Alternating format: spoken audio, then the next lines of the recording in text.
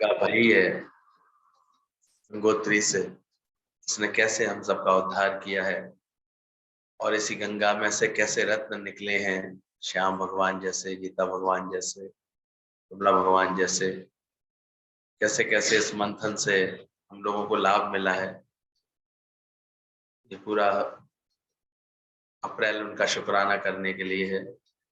परम शिव और शिव परम शिव और शिव वो एक ही है, उसी की सब लीला है।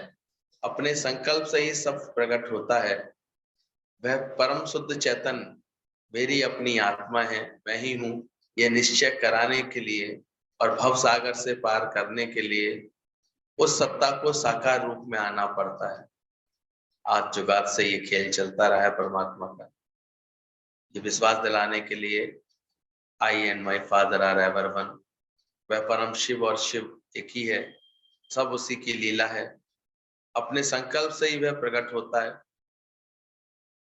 खुद खुदा अपने संकल्प से प्रकट होता है। वह परम शुद्ध चेतन वही मेरी अपनी आत्मा है, मैं ही हूँ। पर ये निश्चय कराने के लिए, भव सागर से पार कराने के लिए उस सत्ता को साकार रूप में आना पड़ता है। गीता में कृष्ण कहते हैं, जब जब धर्म की गिलानी होती है, धरती पर अत्याचार बढ़ जाते हैं, तो पैगंबर को प्रकट होना पड़ता है। भक्त कष्टों से घिरे थे, भक्तों ने प्रकारा, प्रभु हमारे लिए कब आओगे। सच्चित आनंद के अथाह सागर में संकल्प का उछाल आया और एक ऊंची लहर उठी। समय ने ऐसे दादा भगवान का नाम दिया। इसको प्रस्तुत करना इतना अच्छा लग रहा है, कितने सुंदर शब्दों में ये। भाई क्यों आए दादा भगवान जगत में?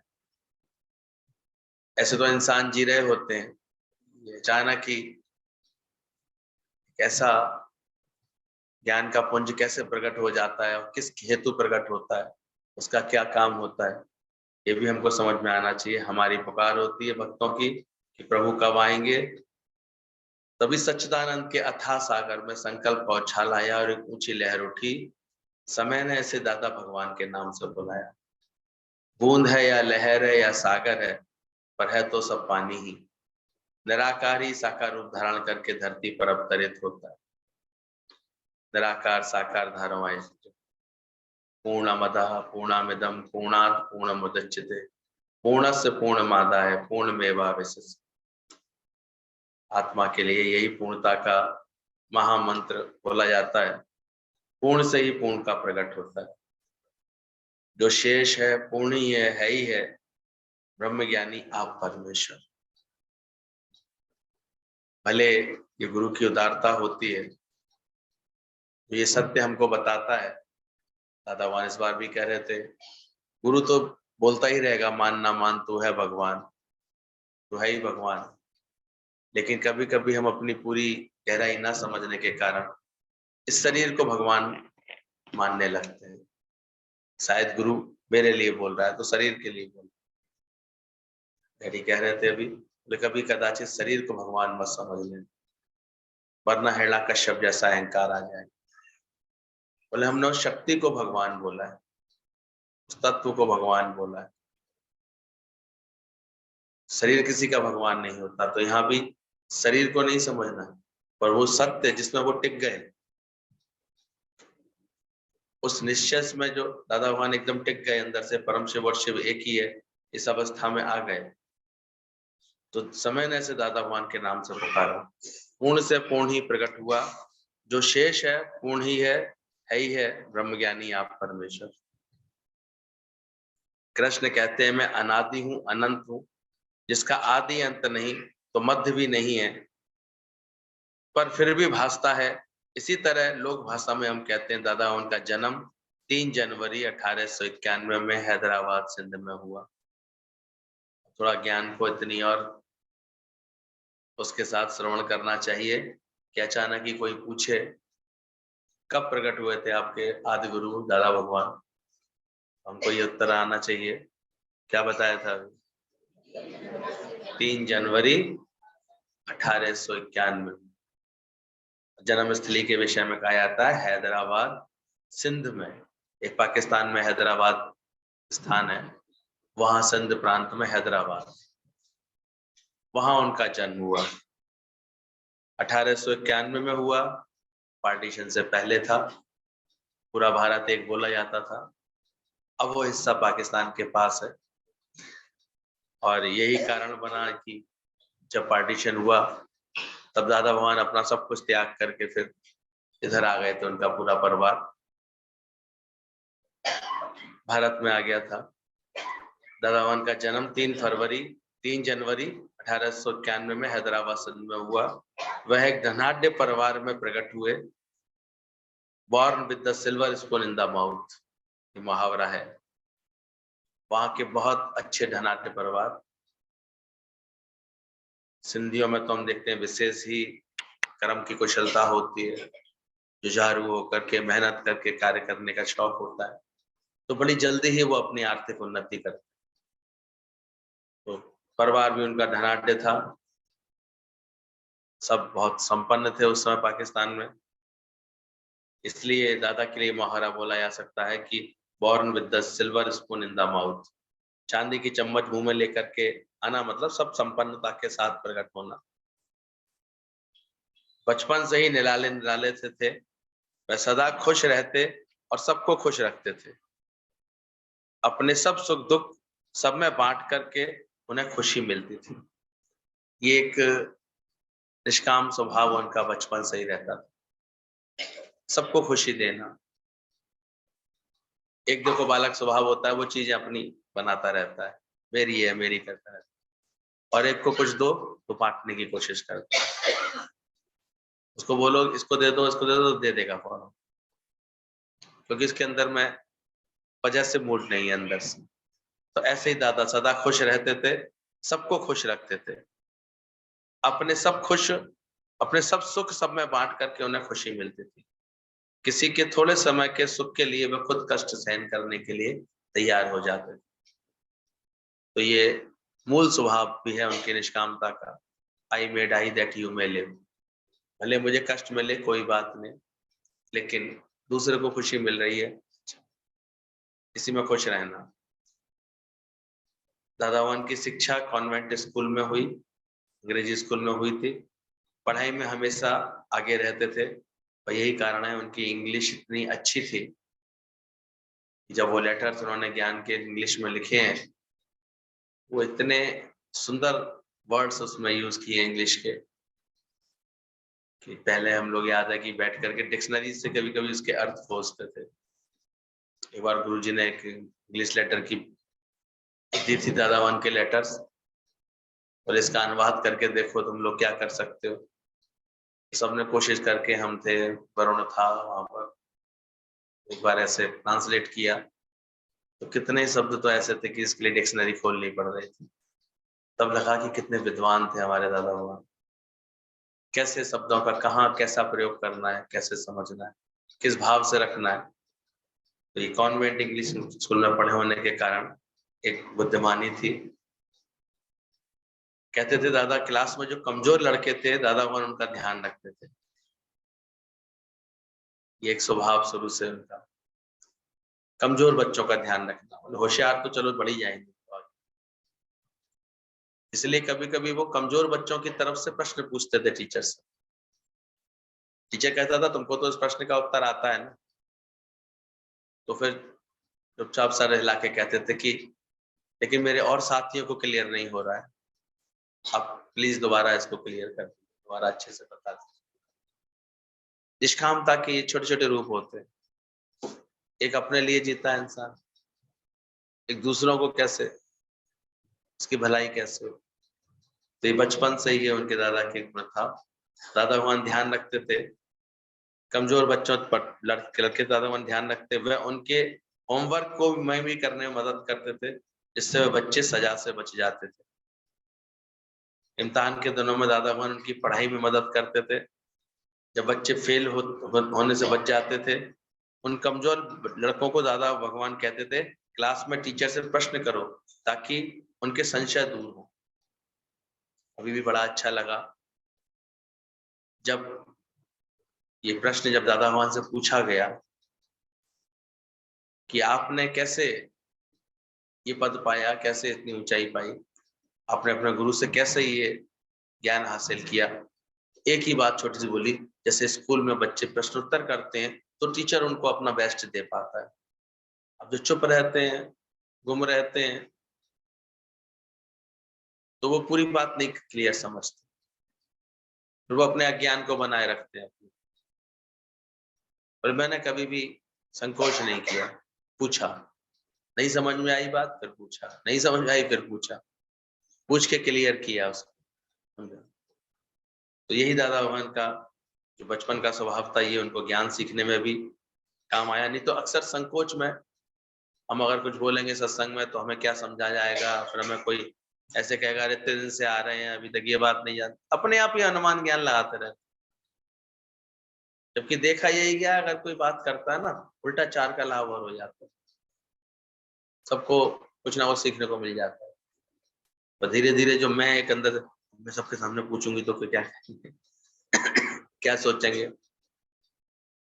अरे क्लियर करो, अपना उद्धार करो।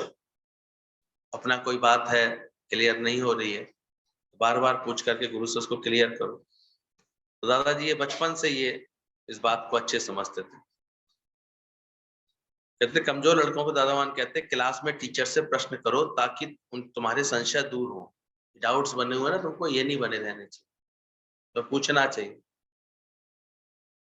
तभी दादा ने एक वचन भी बोला, पूछ लेना पर उलझना नहीं, उलझन में मत रहना। जितनी बार, और सच्चे गुरु की निशानी भी होती है, वो जितनी बार हम पूछते हैं उतनी बार अच्छे से बता। आज तक हम देखते हैं, फिर तरीके से उस बात को क्लियर करता, समझाता। क्योंकि हम जिस भाव दशा से आते हैं गुरु, तो हमारी भाव दशा बनाने के लिए बहुत हमें क्लैरिटी देनी पड़ती है, बात समझानी पड़ती है। इसलिए कभी अपने अनुमान से जब ज्ञान हम सुनते रहते हैं ना, तभी उसमें धोखा सा मिलता है। जो पूछ करके गुरु से करते हैं काम, जो गुरु से पूछ के बता करके अपने जीवन में चलते हैं, उनको हमने देखा बड़ा आसानी से वो ये ज्ञान की चढ़ाई चढ़ लेते, नहीं तो फिर उलझ जाता है, कहीं भी अटक जाता है। तो दादा भगवान ने बचपन में ही से ही ये बात खुद भी समझी हुई थी और सबको ये बात के लिए वो प्रेरित करते थे। क्लास में टीचर से प्रश्न करो ताकि संशय दूर होवे। लड़के डर जाते तो उनकी तरफ से दादा भगवान प्रश्न करते। ये छोटी बात थी कि प्रश्नोत्तर करने से पढ़ाई समझ में आती है। बाद में दादा भगवान ने ऐसी बात को बड़ा महत्व देते थे, बोले प्रश्नोत्तर करने से ही संशय नष्ट होंगे और ज्ञान अंदर बैठेगा। कौन कौन ये बात समझ ली है उसने? ज्ञान कैसे बैठेगा अंदर? जब सारे डाउट निकल जाएंगे, बोलने की हिम्मत आएगी, समझने की हिम्मत आएगी। इसलिए डर हटना चाहिए अंदर से, सारा ख्याल हटना चाहिए अंदर से, शौक होना चाहिए। हालांकि यहाँ हम देखते हैं गुरु का तरीका इतना इतना सरल है, इतना सहज है। वाणी के शब्द में भी कोई क्लिष्टता नहीं होती है। दुनिया में कहीं जाओ, सत्संग इतनी क्लिष्ट भाषा में लोग करते हैं, संस्कृत बोलेंगे तो आधी बात तो पल्ले ही नहीं पड़ती। और हम लोगों के गुरु की कितनी सुंदर भाषा है, कैसे सुंदर शब्द हैं, सरल हैं, सहज हैं। फिर भी कोई शब्दों के अर्थ अभी शुरू शुरू में नहीं क्लियर होते हैं, तो क्लियर करना चाहिए, पूछ लेना चाहिए, बात अपने लिए क्लियर कर, अपने लिए डोज बनवानी चाहिए। कभी ऐसा नहीं करना चाहिए गुरु ने कोई बात बोली है सत्संग में और ये देखो तुम्हारे लिए वो डोज बनी, तो मैं अपनी इम्यूनिटी के हिसाब से, अपनी एज के हिसाब से, अपनी समझ के हिसाब से वो बात ले नहीं पाए। यहाँ भी उलझन आती है कभी कभी। बड़ी उम्र में कोई आता है तो गुरु उनको छुटने की बात सिखाता है, जो छोटी उम्र में आएगा तो उनको अपनी जिम्मेदारियों को अच्छे से निर्वाह करने की समझ भी देगा, और छोटी उम्र में आएगा तो सीखने की खिड़की खोलने की समझ देगा। बुढ़ापे तक अपनी इस खिड़की खोले रखना, हमेशा सीखते रहना। तो हमें कौन सी डोज मिल रही है, कैसे मिल रही है, इसका भी हमको पूरा विवेक होना चाहिए। बच्चे की दवाई खाते रहो खाते रहो खाते रहो, तो डॉक्टर साहब बुखार ही नहीं उतर रहा, मैं ठीक ही नहीं हो रहा। डोज लिखी थी डॉक्टर ने 500, खा रहे थे 250, 200 वाली खा रहे थे बच्चे वाली। पैरासीटामोल ही तो लिखा है इसमें भी, तो पैरासीटामोल लिखा है, और वो कहां से तुम्हें ठीक कर देगी? तुमको तुम्हारे हिसाब की डोज चाहिए। तो ऐसे ही जब बातचीत करते हैं गुरु से, डर खत्म होता है हमारा और बात को क्लियर समझते हैं। बोले प्रश्न उत्तर करने से ही संशय नष्ट होंगे और ज्ञान अंदर आएगा। दादा भगवान की छोटी उम्र में ही छोटे छोटे परोपकार गुरु शुरू हो गए थे। दादा भगवान को अमीर गरीब तेरे मेरे का भेदभाव नहीं था। इसी से वे अपनी क्लास के सभी टीचर्स के चहेते थे। कभी कभी देखो किसी को अपने अमीर होने का होशियार होने का इनका भी गरूर सा आ जाता है, पर दादा भगवान को ऐसी कोई बीमारी नहीं। सबको प्यार करना, सबकी हेल्प करना, सबके लिए मीठे रहना, ऐसे अच्छे से रहना, कमजोरों की और जल्दी मदद करना, पहले से पहले मदद करना। हम देखते थे कभी उनके पास ऐसे होता था तो देखते थे कुछ बच्चे खड़े हुए हैं, वो उनके पास इतना धन नहीं है कि वो आइसक्रीम लेके खा सकें, तो खुद दादा जा करके अपनी तरफ से लेकर के उनको ऐसे खिलाते थे, ताकि इनके अंदर में ये भावना है कि हम आइसक्रीम खरीद नहीं सकते। खुद उदारता से, कितने ऐसे उदारता के वो अनेक उदाहरण उनके जीवन में दिखते थे। तो छोटी उम्र से ही दादा भगवान ने छोटे छोटे परोपकार शुरू हो गए थे। दादा भगवान को अमीर गरीब तेरे मेरे का भेदभाव नहीं था। ये मेरे वाले हैं तो उनकी मदद करूंगा कि दूसरों से मुझे क्या लेना देना, अरे यह तो लो स्टैंडर्ड के लोग हैं, गरीब लोग हैं, ऐसे खराब लोग, ऐसे करके वो किसी संग ऐसा भाव नहीं लाते थे अंदर से। बचपन से ही एक रास्ता रहती थी उनके अंदर। एक बार स्कूल का सालाना जलसा था, स्टेज पर बच्चों ने ड्रामा खेलना था। दादा भगवान ने बहुत इम्पोर्टेंट रोल खेलने को मिला, लेकिन दादा भगवान को अचानक शरीर अस्वस्थ हो गया, तेज बुखार हो गया। स्कूल के प्रिंसिपल को और स्टाफ को चिंता हो गई कि अब ये रोल कौन करेगा, क्योंकि उनके बिना वो रोल कोई कोई जब प्ले होता है ना तो मेन रोल लीडिंग रोल होता है किसी का, उसके बिना फिर वो कैसे होता। टीचर्स को प्रिंसिपल को चिंता लग रही थी, स्टाफ को कैसे मुश्किल होगा, एक दिन ही बचा था प्ले करने में, लेकिन निराकार ने खेल बनाया। दादा भगवान का बुखार उतर गया, शरीर में कमजोरी थी पर दादा भगवान का मनोबल मजबूत था। उन्होंने अपना पार्ट बहुत अच्छा प्ले किया, बहुत जोश में किया, सबने पसंद किया। इस लीला का दादा भगवान पर बहुत प्रभाव पड़ा। उन्हें निश्चय हो गया कि होने वाली बात होगी ही। बचपन से ही उनको इस बात का, जब उन्होंने देखा कि अगर मुझे उससे भगवान को मुझसे पाठ कराना है, तो उसने टीचर के अंदर प्रेरणा डाल दी। टीचर घर तक देखने आए, टीचर फिर दवा भी दिलवा के गए और दवाई से उनका बुखार उतरा भी, और उनका खुद का मनोबल अच्छा था तो जाकर के उन्होंने अच्छे से पाठ किया। लेकिन इस पूरी घटना से दादा ने अपने जहन में एक बात अच्छे से बैठा ली, करन करावन आपे आप मानुष के कछ नहीं। क्योंकि अभी लग रहा था थोड़े समय पहले तक कि नहीं कुछ हो सकता, नहीं कर सकते, लेकिन फिर भी उसको कराना है तो करा ले जाता है। हम लोग भी अपना अनुभव ये देखें। अभी कुछ उस दिन हम देख रहे थे, लास्ट डे 16 तारीख को ये एकदम से लगा, कारण बना कि इंदौर जाना है मुझे। कोई सूरत नहीं दिख रही थी, आबू से कोई रोड नहीं था, कोई ट्रेन का रूट नहीं था, कुछ भी नहीं था। केवल एक 2-3 टुकड़ों में बस से जा सकते थे केवल इंदौर तक, तो बहुत उसमें टाइम वेस्ट हो रहा, पर छोड़ दिया हमने। अब निराकार की मर्जी भी तो देख लें, उसकी मर्जी होगी तो लेके चलेगा, मर्जी होगी तो पहुंचाएगा। अपने आप ही खबर आ रही थी, इधर जा रही थी, हमने देखा कैसे उस भगवान ने फिर एक 24 घंटे के अंदर ही हमें आराम से दौर भी लेके गया और जैन भी लेकर के गया, और रात की से बैठ करके हम सुबह 5 बजे आगरा उतर भी। इन लोगों की ट्रेन तो फिर भी 7 बजे आई, हमारे यहाँ पहले ही आ गई 5:30।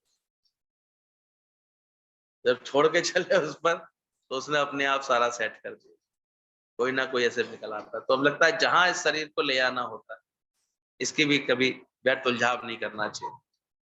करन करावन आपे आप, जहां जिसका संकल्प होता है, जैसे किसी का भाव होगा प्रबल, खिंच जाएगा। अक्सर ये बात दिखाई देती है, अंदर एक संकल्प भी नहीं, बात भी नहीं, ख्याल भी नहीं था कि नहीं कहीं जाए ऐसे, लेकिन जब उसको ले जाना है आप अकेला, शरीर से कोई अगर कहीं कार्य लेना है तो वो लेके आ जाता है। तो ज्ञानवान इसलिए बहुत सहज रहता है, वो टेंशन नहीं करता रहता, वो किसी को करता नहीं मानता, वो जानता करन करावन आपे आप, कब मुझे कहां से कैसे घुमाएगा, कैसे लेके जाएगा। इसलिए वो अपने प्रेम को कभी ऐसे कहीं भी किसी भी हालत में कमजोर नहीं पड़ने देता, खराब नहीं होने, मूड ऑफ नहीं होता उसका, लाइट ऑफ नहीं होती उसके अंदर, खुश रह लेता है हमेशा। दादा को ये बात अनुभव में आ गई, विश्वास हो गया कि भगवान को जिससे जो सेवा लेनी है वह उसकी रक्षा खुद करता है, हम अपनी चिंता क्यों कर रहे हैं। इस घटना से दादावान के अंदर मौत का डर हमेशा के लिए निकल गया। वे हर बात में निर्भीक हो गए, दादावान को खतरों से खेलने में भी डर नहीं लगता था। इसलिए एक बार दादावान वहां भी चले गए थे जहां बारूद बिछा हुआ था। टहलते टहलते दिशा में निकल गए, बाद में लोगों ने चिल्लाया, अरे वहां क्यों जा रहे हो, वहां तो बारूद बिछा हुआ है।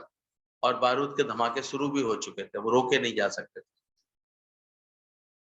लेकिन उसमें से भी जब दादा भगवान सुरक्षित एक स्थान से निकले, तब उन्हें दोबारा ये विश्वास पक्का हो गया, मारे राम तो राखे कौन, और राखे ही राम तो मारे। छोटे छोटे अनुभव अपने जीवन में हमको भी मिलते हैं, लेकिन उन पर दृढ़ता ले आए अपने जीवन में। नहीं रक्षा की भगवान ने, कितने ही मौकों पर नहीं रक्षा करता है।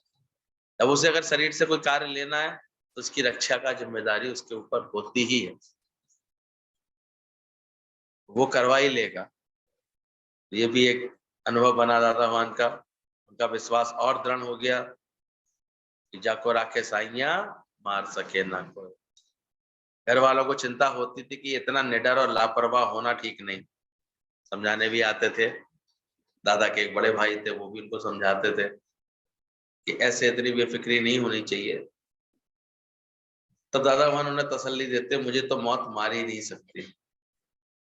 आगे चल करके दादा भगवान का यही बचपन में बोला हुआ वचन उनके निश्चय में बदल गया और उन्होंने ये सिद्ध कर दिया, जिसके पास ब्रह्म ज्ञान आ जाता है वो उसे कोई मार ही नहीं सकता। आत्मा अजर अमर अविनाशी, one day this body will leave me but I will remain. तो निश्चय बचपन में भी था, निडरता थी, और वो ही जल्दी से परमात्मा ने उनको ज्ञान के निश्चय में बदल गया। काल को क्या मजाल है कि तुझे मारे, तू मरने वाला नहीं है। इसलिए दादाजी सबको भी ये निश्चय पक्का कराते थे, तुम मरने वाले हो ही नहीं, मौत बनी ही नहीं है। आज ब्रह्मज्ञानी का यही तो सबसे ऊंची बात दिखाई देती है उसके जीवन में। दुनिया में इतने और भी ज्ञान के धाराएं बह रही हैं, पर कहीं इतनी निर्भीकता से ये बात नहीं निश्चय पक्की कराई जाती है कि मौत बनी ही नहीं। सब मौत को लेके कहीं ना कहीं प्रभावित हो जाते हैं, सत्य समझते हैं मौत जैसी घटना को। और यहाँ गुरु इतना सुना देता है, इतना समझा देता है बार बार खोल खोल करके, no sin, no sickness, no death. किस किस के दिमाग में घुस गई ये बातें? मरोगे तो नहीं, तो मरोगे अभी, या कोई मरता है तुम्हारे यहाँ? अभी क्या करके देखते हो कोई मृत्यु की खबर आती है? जहाँ अपनों से प्यार है, देखो अभी तक बता भी नहीं रहे हैं कि कोई चला गया है कि नहीं।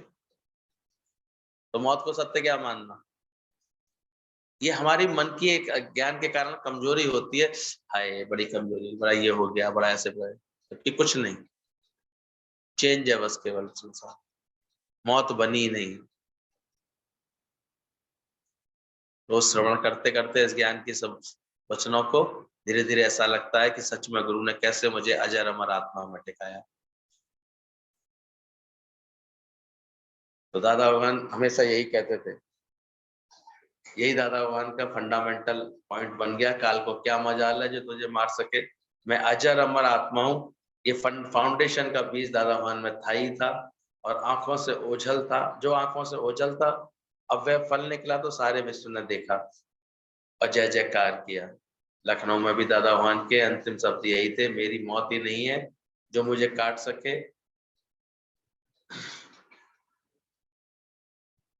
Coming events cast their shadow before, अंग्रेजी में कहावत है, आने वाली घटनाएं होती हैं वो अपना पहले से कुछ ना कुछ उसका दिखाई देने लगता है, उसका असर।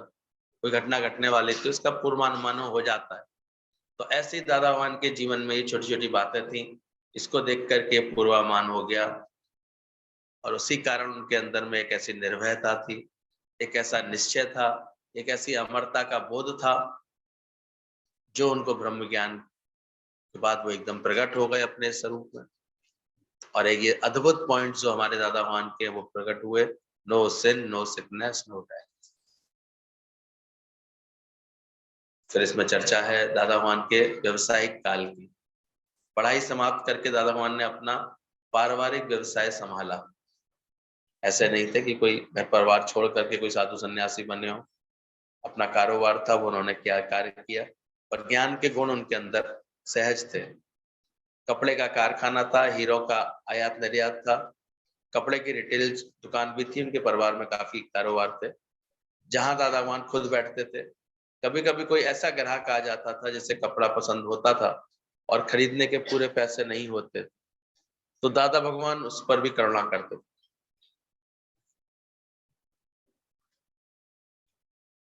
और उसकी भावना समझ करके दाम कम बता करके भी घाटे पे भी कपड़ा बेच देते थे।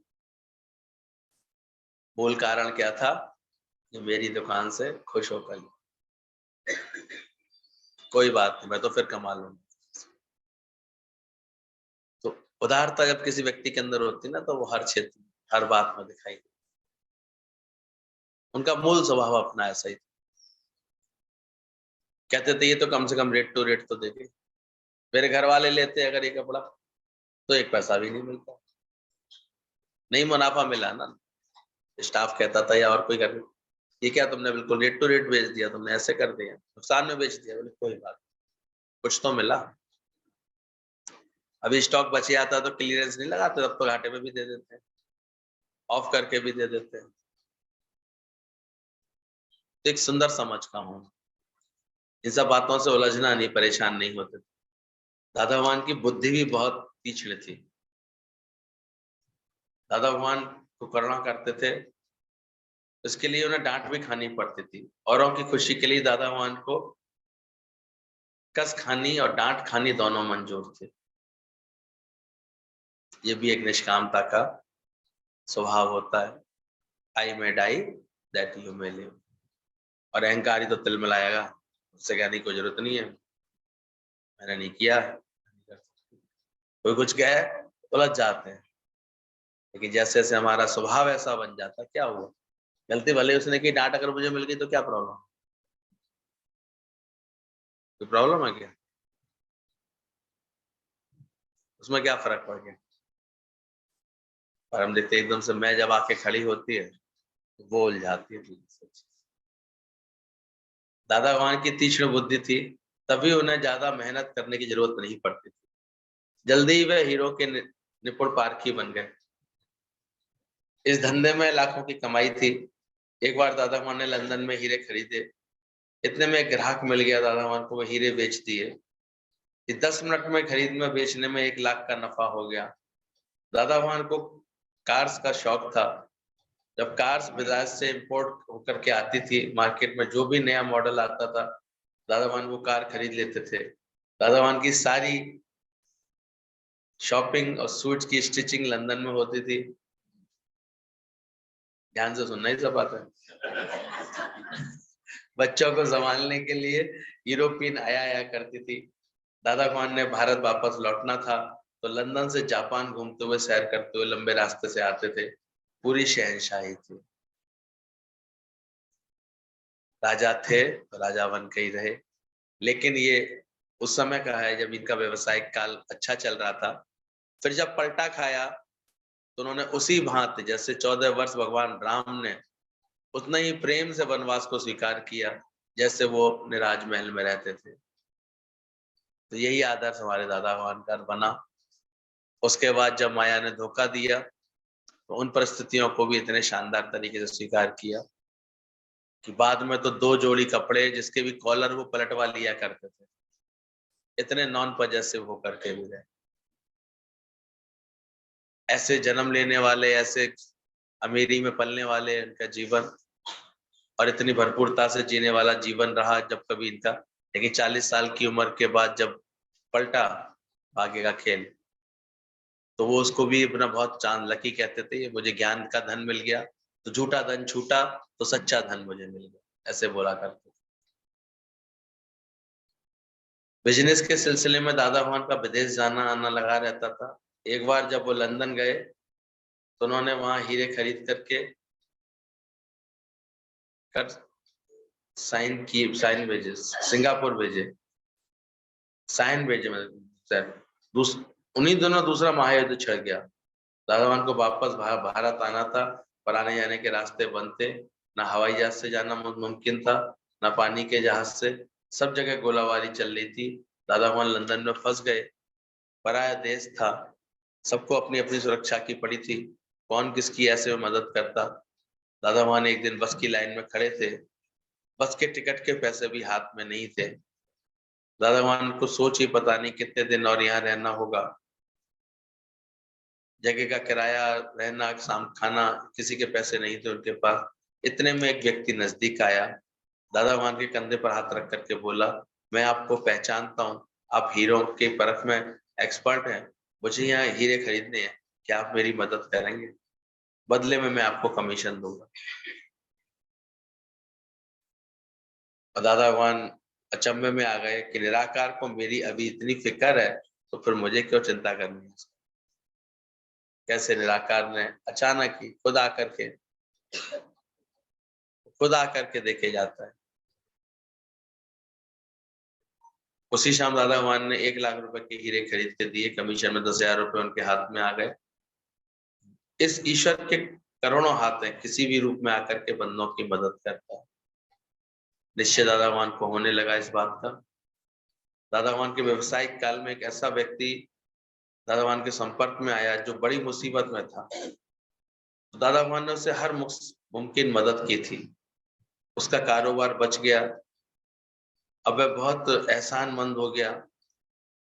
आपने सहायता नहीं की होती तो मेरे व्यापार का क्या होता, ऐसा हमेशा बोलता था, मेरे परिवार का क्या होता, आपका शुक्राना कैसे करूं, अपनी चमड़ी के जूते बना करके भी आपके पैरों में पहनाऊं तो भी कम है, ऐसा वो बोलता था। लेकिन वक्त गुजरा, समय पलटा, दादा भगवान सब दिन एक से नहीं रहते, दादा भगवान की अचानक प्रकृति विपरीत हो गई। उस व्यक्ति को अवसर था कि अपने किए हुए उपकारों का कर्जा उतार सकता था, पर उसने नजरें ही फेर ली, और ये भी अनुभव बना दादा भगवान का, और इससे उनको अंदर से एक वैराग गया कि है कैसी ये दुनिया। यहाँ तो ऐसी ऊंची ऊंची बात करता था कि मैं अपनी चमड़ी के जूते भी बना करके पहनाऊं तो कम है, और कहाँ आज ये समझ रहा है, देख रहा है कि दुर्दिन आए हैं, दुविधा चल रही है, दिक्कत चल रही है, ये उल्टा नजरें छुपा के जा रहा है, कुछ हेल्प करना तो बहुत दूर की बात। तो यही दुनिया होती है, बोलती बहुत बहुत है, करने के लिए कुछ नहीं होता। चमड़ी के दूर जूते तो दूर, उसने एक दमड़ी की भी मदद नहीं की। दादा भगवान के मन में इस बात से बहुत वैराग्य आया, खिन्नता आई, देखी सारी दुनियादारी, सब मतलब के यार, कोई नहीं मददगार। दादा भगवान का मन वैराग्य की ओर खींचने लगा, और उन्हें दौलत से और दौलत वालों से फिर नफरत होने लगी। यह क्या दुनिया का नजारा, धोखा भी मिला है माया से, माया में अचानक ही ऐसा युद्ध छिड़े, तो फिर बाद में उनके सब कारोबार थे एकदम से वो दिक्कत में आ गए, लॉस भी हुआ। तो दादा का ये खुद का अनुभव बना, कहते थे मैंने ये 40 साल तक ये सारा अनुभव देखा है, इसलिए मैं निश्चय से ये कह सकता हूँ कि दौलत है दौलत, दौलत का अर्थ ही है दौलत। दादा का खुद का ओरिजिनल निकाला हुआ अर्थ है, ये आएगा तो आंखें बंद कर देगा, और जाएगा तो तुम्हारी कमर तोड़ के जाएगा। क्या कह रहे हो पंडित जी? हाँ, शुरुआत में जब ज्ञान आ गया तो वो प्रेम में बदल गई, बात सब समझ गई, लेकिन शुरू में जब मिलती है, और अभी ज्ञान का तो बेस मिला नहीं था, गुरु तो मिला नहीं था, तो नफरत भी बन सकती है। मतलब है क्या, एक शब्द लिख दिया है इसमें, अब वो क्या था, मतलब एक लगा ग्रहां से आती है, है क्या दुनिया का नजारा। क्या मिल लिया इस पैसे के पीछे मैं इतना भागा, इससे मिला क्या? हासिल होती हैरानी। तो शब्द भले ही लिख दिया है, तो ऐसी कोई नफरत तो नहीं रही होगी, लेकिन एक विवेक जागा होगा, वैराग्य आया होगा, खिन्नता आई होगी, एक अंदर से लगा होगा, क्या इसके पीछे ही हम पड़े रहते हैं और मिलता क्या है इससे? 100-100 जूते खाए, तमाशा घुस के देखेंगे। कभी नहीं आता बच्चों से वैराग्य नहीं आता, कभी अपने घर वालों से वैराग्य नहीं आता? आता कि क्या बेवकूफ बना रखा है उन्होंने अच्छी तरह से, नहीं आता? ये क्या है दुनिया का नजारा, ढेर वालों के से। तो वैराग्य आए तो सही, दादा को तो आ गया। पर ज्यादातर तो लोगों की यही निशानी होती है कि 100-100 जूता खाए तो वहां सब फिर भूल जाते। ये ऐसी मोहिनी माया है ना, मोह की माया को इसलिए बोला गया। ठोकर मिलती है दुनिया में, ठोकर बार बार मिलती है, लेकिन गुरु के दर पर भी शिक्षा बार बार मिलती है, फिर भी सीख नहीं पाता। कि अपना ज्ञान में मन लगा करके, सत्संग के लगन लगा करके धीरे धीरे छुटकारा पा ले उन सबसे। अपनी खोपड़ी चलाता रहता है इंसान, मैं तो बड़ा चतुर हूँ, बड़ा होशियार, मैं शायद सही सोच रहा हूँ। तो देखना, देखी सारी दुनियादारी सब मतलब के यार। दादा ने तो पक्का कर लिया, कोई बिरला पक्का करता है इसे। तो दौलत है क्या? 2 लाख। आती है तो शांति भंग करती है, जाती है तो कमर चट कर जाती है। दादा भगवान को निश्चय हो गया, दौलत पाकर मनुष्य कितना अंधा हो जाता है। साहूकार को ज्ञान लग ही नहीं सकता, साहूकारी का नशा तो जन्मों जन्मों तक रहता है। इसलिए दादा भगवान फिर ये वचन जब उनके अंदर में बैठे, तब वो कहते थे, वेल्दी मैन, साहूकार में आदमी को ये ज्ञान नहीं लग सकता। इसके लिए जब जब तक वो अपने साहूकार होने का मद नहीं छोड़ेगा, तब तक वो ब्रह्म ज्ञान नहीं समझ पाए। और ये सच था। जब तक अपनी साहूकारी का वो मद नहीं छोड़ेगा, मद होता है ना, साहूकारी बुरी नहीं है, साहूकारी का एक मद चढ़ जाता है पैसे वाला। मेरे पास तो ये भी है, मैं तो ये ऐसे खरीद सकता हूँ, ऐसे कर सकता हूँ, ये काम मैं ऐसे। तो ये जब तक अंदर की स्थिति होती है, मन में मद होता है, तब तक वो ज्ञान नहीं समझ करता। श्री दादा के पास कभी कभी बहुत साहूकार लोग आते थे ना, वो साहूकार बेचारे नीचे भी नहीं बैठ पाते, उन्हें तो सोफे भी चाहिए। तो दादा खुद उतर के उन्हें सोफे बैठा देते थे, लेकिन फिर सुनाते थे ऐसी बात है कि दौलत है क्या, ये देगी क्या तुम्हें?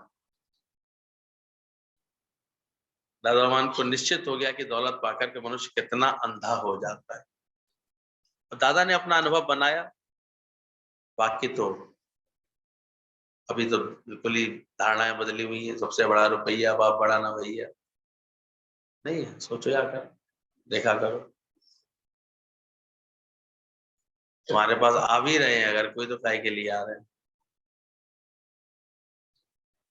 अगर 1-2 बार बुला लिया और फिर उसके बाद तुम्हारी तबीयत ठीक हो गई, तो दोबारा आने को तैयार भी नहीं होते। बस चेहरे जब जाओ तब ठीक तो हो जाते हैं भाई। मरे तो जाए बेकार, एक ही बार में निपटाए हैं। हम इतनी महंगी महंगी टिकट खर्च करके जाते हैं, उनकी तबीयत ठीक हो जाती है।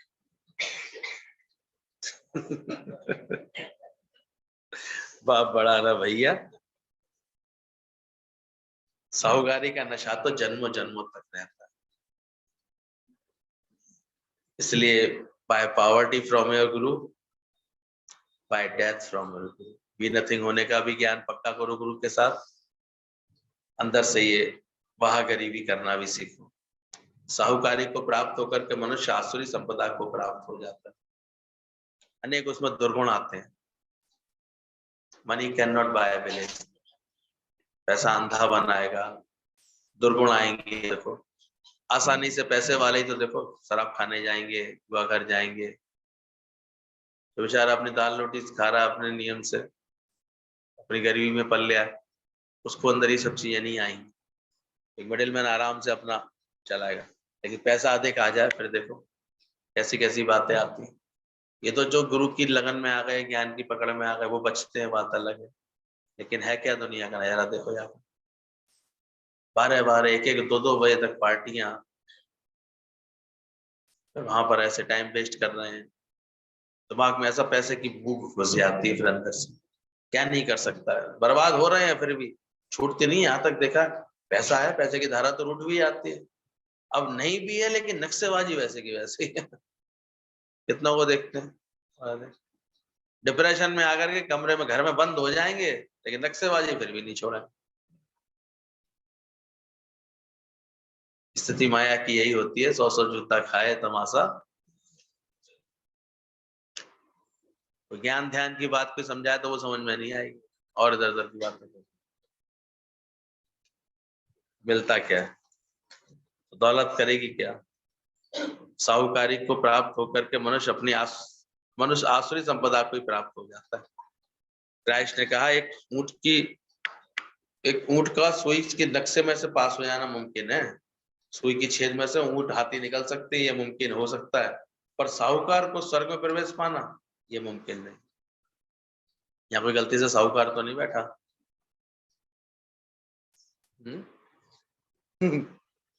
सोच लो भाई, गलती से आगे बैठ गए हो अपने को साहूकार समझ के। नानक गरीब ढह परो स्वामी के द्वारे, दीजिए बुद्धि विवेका। ऐसे भाव जब अंदर होंगे कि हाँ गरीब, जो अपना कुछ नहीं मानता है वो व्यक्ति गरीब, सब भगवान की अमानत जान, ऐसा विवेक जब जागृत हो जाता है। पैसा प्रारब्ध अनुसार कितना है इसकी चर्चा नहीं है यहाँ पर, इसके लिए कोई दिक्कत नहीं, वो तुम्हारी प्रारब्ध है, चाहे राजा जनक जैसी हो, चाहे सुखदेव मुनि जैसी हो। लेकिन अगर इसका मद है, अपना मानना हुआ है, देखा करो बोल बोल बदल जाते हैं, आदमी की टोन बदल जाती है बातचीत करने की, पैसे में ऐसा आता है, अकड़ आती है। तभी दादा ने बोला सुई की छेद से ऊंट गुजरना मुमकिन है, पर साहूकारी को स्वर्ग में प्रवेश पाना। साहूकारी का विमान को हटाते जाना। दादा भगवान होटल में ठहरे हुए थे, साथ वाले कमरे में रामचंद्र नामक एक व्यापारी ठहरा था। बाहर लॉन में चाय पी रहे थे, अचानक रामचंद्र बड़ा खुश हुआ, उसकी नजर पास वाली टेबल पर पाल ब्रटन पर पड़ी।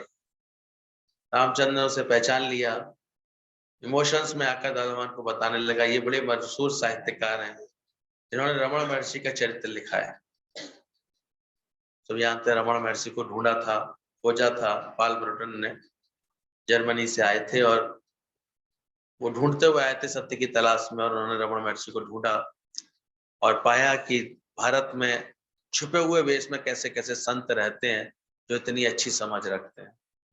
अब यहाँ भी वही घटना घटी उसी दौरान जब वो उनका चरित्र लिख रहे थे रमण महर्षि का, लिखी थी वो किताब के लिखने के कारण वो भी मशहूर हो गए थे इंडिया में, पाल ब्रटन।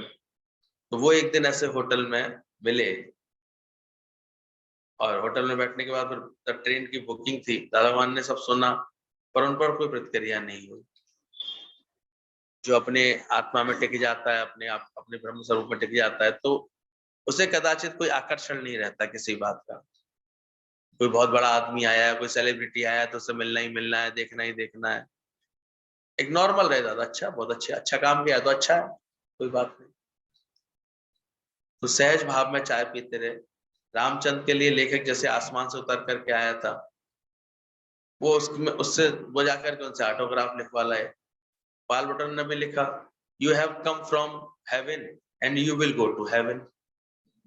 उन्होंने तो अपने जो ज्ञान की समझ थी वो ऑटोग्राफ में लिख दिया, you have come from haven, तुम स्वर्ग से आए हो, स्वर्ग में ही तुम्हें जाना है। रामचंद्र दादा भगवान को बोला ये क्या लिखा है, जरा इसका अर्थ बताओ, रिक्वेस्ट की।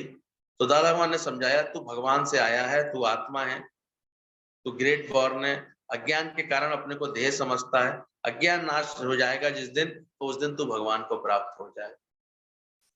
अब दादा ने जब ये सुंदर अर्थ खोला, ये पाल ब्रटन सुन रहा था, ये मेरे लिखे हुए को इसने इतने सुंदर तरीके से बता दिया। वो ऑब्जर्व कर रहे थे दादा भगवान को, जो अर्थ कहा उन्होंने सुना, प्रभावित हुए, स्वयं उठ करके दादा भगवान के टेबल पर आए। बातचीत का समय नहीं था, ट्रेन का टाइम हो चुका था, पर आपसे मिलकर बड़ी खुशी, ईश्वर ने चाहा तो दोबारा मुलाकात होगी। और वह चला गया, और ईश्वर ने ऐसी जल्दी चाह लिया कि ट्रेन में दोनों की सीट आसपास पड़ गई थी। पाल ब्रटन और वो एक साथ ही रिजर्वेशन में थे दादा भगवान। फिर तो सारी रात रूहानी बातें होती रही उनके बीच में। ज्ञानी से ज्ञानी मिले तो वैसे करोड़ 25, संतों से संत मिल जाते हैं। जो पूरी कहते हैं पूरी ट्रेन की यात्रा रात भर से ज्ञान की चर्चा होती रही। दादा अपना ज्ञान बताते रहे जो दादा के पास। ये सब ज्ञान में आने के बाद का उनके जीवन का पहलू है कि ब्रह्म ज्ञानी कैसा होता है, सहज। सारी रात ज्ञान का आदान प्रदान होता रहा। पाल ब्रुटन ने फिर कहा, दुनिया में मुझे कई साधु सन्यासियों से और ज्ञानी दानियों से मिलने का मौका मिला है जिसने अपने मन का नाश किया है, जिसने अपने आप को जान लिया। ये सुनकर के पाल ब्रुटन बड़ा खुश हुआ और उन्होंने कहा, साधारण वेश में आप एक सच्चे ब्रह्मज्ञानी लगते हैं। तो हमारे वाणी से ही तो हम किसी को सही पहचान दे सकते हैं अपनी कि आप हैं कौन। आप खड़े होकर के सड़क में तू तड़ाक बात कीजिए, गंवार तरीके से बात कीजिए, लड़िए झगड़िए, आपको लोग क्या पहचान के चले आएंगे? बड़ी बेहूदी है, बड़ी बेकार है। आप थोड़ा तमीज से व्यवहार कर रहे होते हैं, आदर से व्यवहार कर रहे होते हैं, मिटते हुए व्यवहार कर रहे होते हैं, बड़ी सभ्य है भाई, बड़े अच्छे।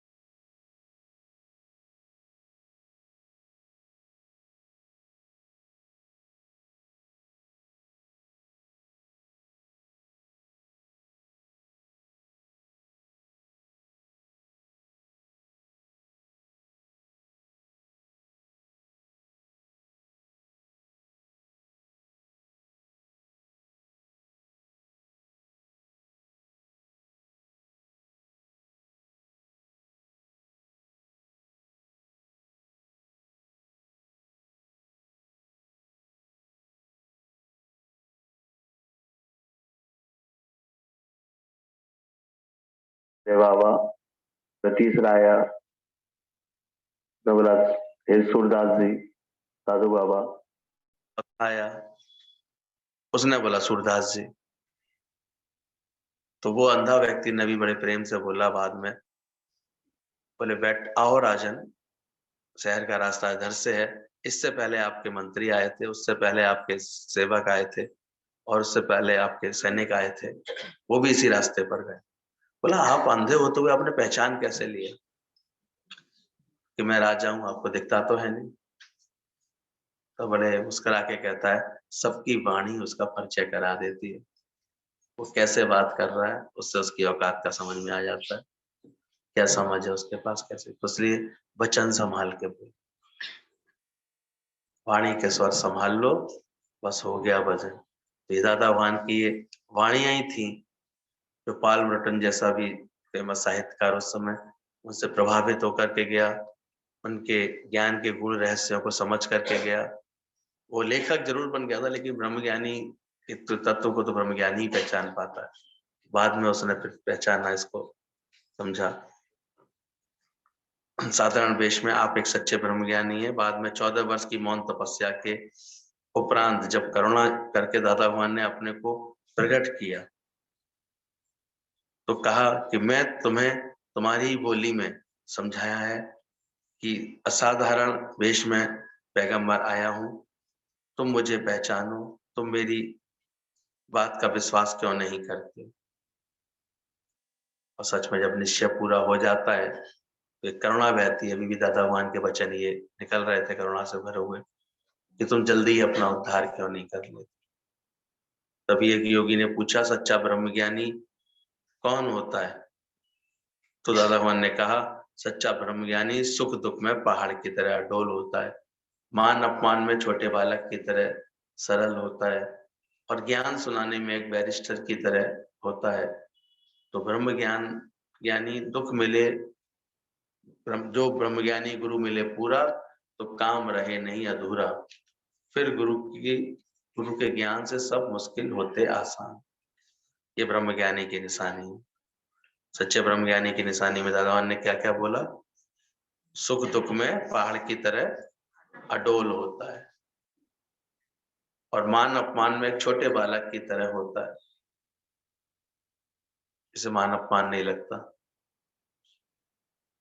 ज्ञान सुनाते समय वो बैरिस्टर की तरह होता है, सबको बड़ी अथॉरिटी के साथ पूरी आत्मा की निष्ठा में टिक करके। तो भाग्य से हमको ऐसा तत्वज्ञानी, ब्रह्मनिष्ठी, ब्रह्मश्रोत्री ऐसे गुरुजन मिलते रहे हैं, तभी ये लाभ हम लोगों को लगातार मिल रहा है। अपने अभ्यास में लगे रहना। ब्रह्म ज्ञानी की कृपा तो हो चुकी है, उसका धरती पे आना हम लोगों को ढूंढ लिया है, चुन लिया है, बुला लिया है। हमेशा शुक्रानों में डूबे रहना और उनकी महिमा को गाते रहना। जो ब्रह्म ज्ञानी गुरु मिले पूरा, तो काम रहे नहीं कोई अधूरा। गुरु के ज्ञान से सब मुश्किल होती आसान। क्या विचार है आपका?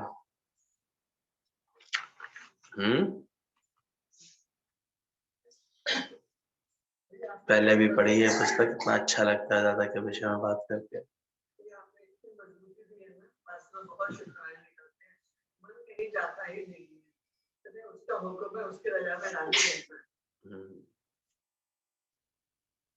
पर अपने ज्ञान के कार्य में लगना सीखो और लगो। तो छोड़ के लगोगे तब तब पकड़ा ही नहीं है, लगा ही नहीं है, तो छूट ही जाएगा ना। फिर ये ध्यान रखना। कभी भी कोई प्रारब्ध की ऐसा हवा चली संकल्प की, फिर कहोगे अब कहाँ है सत्संग, मैं क्या करूं? इतना पकड़ लो, सत्संग पीछे पीछे चल। हर जगह चार सत्संग प्रेमी हमारे साथ रहे, कोई दिन हमारे पास इस प्रेम से, ज्ञान से अधूरा अलग ना रहे। बाटा सत्संग केरल में, बंगलोर में, तुम भर के लौटाई।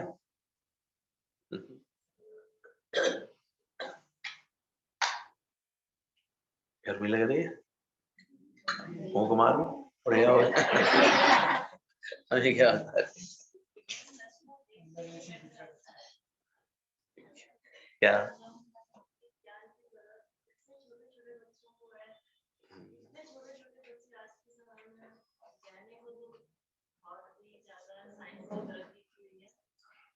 सही,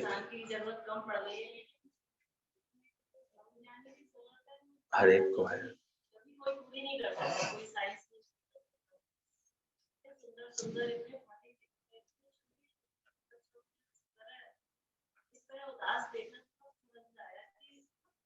तभी भगवान कहते हैं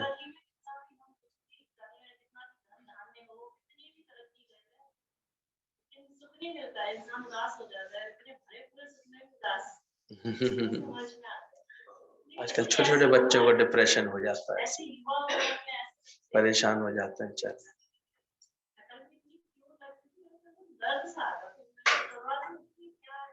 चलो सबको प्यार दे के आई होगी दादा का।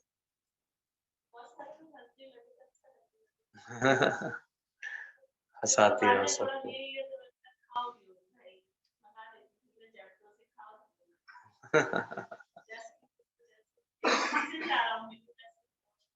सही बात।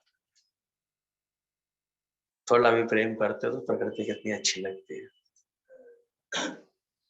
क्या बता रहे हैं हमें?